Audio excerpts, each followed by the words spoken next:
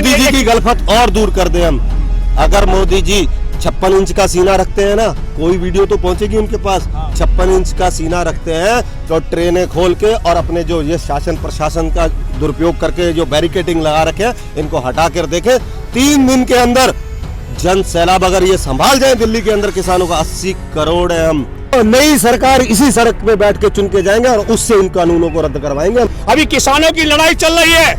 50-50 लाख रुपए के नोटिस योगी सरकार भेज रही है जो किसान आंदोलन में शामिल होने जा रहा है। किसान गाड़ी बुक करके ज्यादा दूर अपना चंडीगढ़ या देहरादून सेब ले जा नहीं सकता था, उसकी मजबूरी हो गई अडानी को सेब देने की।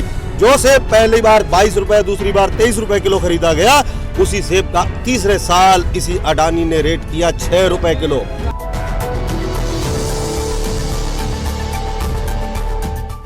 जब हमारे देश के अंदर जवाहरलाल नेहरू विश्वविद्यालय के छात्र खड़े होते हैं देश के तमाम किसान, आदिवासी, मछुआरे, दलित, भूमिहीनों के पक्ष में, ये उन्हें टुकड़ा टुकड़ा गैंग कहते हैं। जब हमारे देश के आदिवासी खड़े होते हैं अपनी जमीन को बचाने के लिए, उन्हें माओवादी कहते हैं। हम खड़े हो जाएंगे उनके पक्ष में तो हमें अर्बन नक्सली कहते हैं।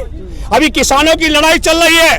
50-50 लाख रुपए के नोटिस योगी सरकार भेज रही है जो किसान आंदोलन में शामिल होने जा रहा है, ताकि टैग लगा सके। इन्होंने क्या कहा, आप जो कह रहे हो ये क्या क्या बोलते हैं। पहले इन्होंने कहा ये किसान गुमराह कर रखे हैं, फिर कहा ये गुंडे हैं, फिर कहा ये पाकिस्तान परस्त है, फिर कहा ये खालिस्तानी है।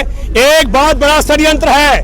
हमारे देश में संविधान की आत्मा धर्मनिरपेक्षता की हत्या करके सिटीजन अमेंडमेंट एक्ट बनाया गया और मुसलमान सड़क पर खड़े हुए तो उन्हें पाकिस्तानी बताया गया। हमारे देश में कोरोना काल में 3 काले कानून लाए गए।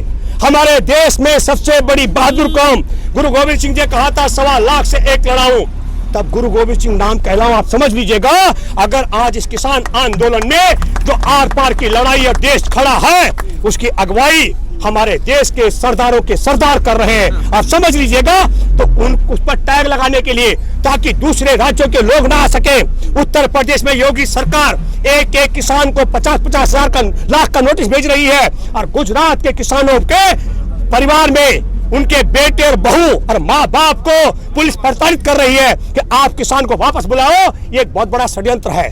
जैसे CAA NRC को लेकर हिंदू मुसलमान किया गया, ऐसे किसान आंदोलन में ये देश के गद्दार पहली बार परीक्षा हो गई। हमने कहा था 84 में कत्ले आम करने में संघ के लोग सबसे आगे थे, वही नालायक जो आज हमारे देश के किसानों को खालिस्तानी बता रहे हैं, यही गद्दार 84 में सबसे बड़े हत्यारे थे। मैं खामी बता रहा हूँ।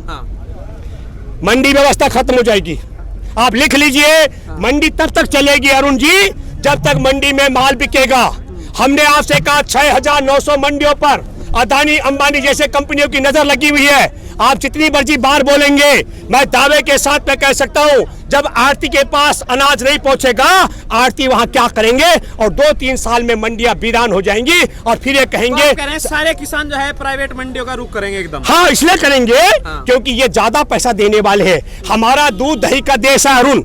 नरेंद्र मोदी को क्या पता इसके बाप ने चाय बेची। चाय हमारे देश के अंदर अंग्रेजों ने पहुंचाई थी। चाय हम पहले सुनिए, हमारे देश में दूध दही के देश में आज भारत चाय का आदी हो चुका है। क्यों हुआ? क्योंकि चाय का नशा लगाया गया। जिस तरीके से चाय का नशा लगाया गया, ठीक उसी तरीके से प्राइवेट मंडियों का नशा लगेगा।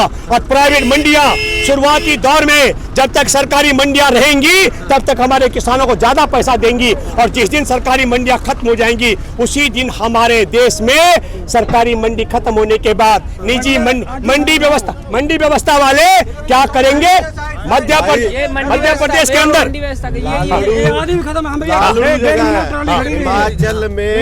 हिमाचल प्रदेश में एक लालड़ू जगह है जहाँ सेब पैदा हुआ करता था और सेब के छोटे छोटे व्यापारी थे वहाँ। बापूजी एक मिनट, सेब के छोटे छोटे व्यापारी थे वहाँ। तो वहाँ अडानी जी की नजर पड़ी, उन्होंने सर्वे कराया। जो छोटे छोटे वेयर हाउस थे जिसमें 100 टन 200 टन तक माल आ सकता था, उससे 1000 गुना बड़ा हम इधर से देखते हैं तो उसका आखिरी कोना दिखाई नहीं देता, इतना बड़ा वेयर हाउस बनाया। जब सेब का रेट 20 रुपए किलो था, किसानों को 22 रुपए किलो दिया उसने।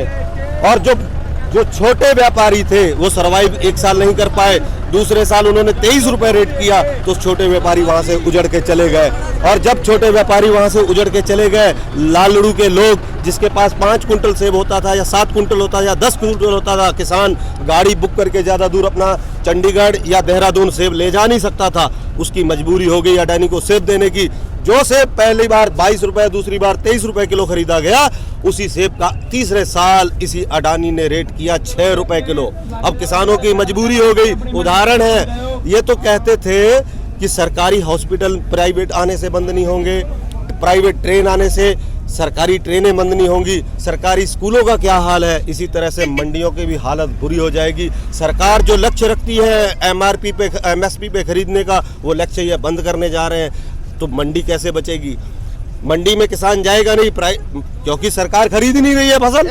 और सरकार जब फसल खरीदेगी नहीं और आपको ये कहेगी कि हम फसल खरीद रहे हैं और लेकिन खरीद रहे नहीं है, तो फिर किसान फसल घर रख नहीं सकता है। अच्छा, वो कहाँ देगा?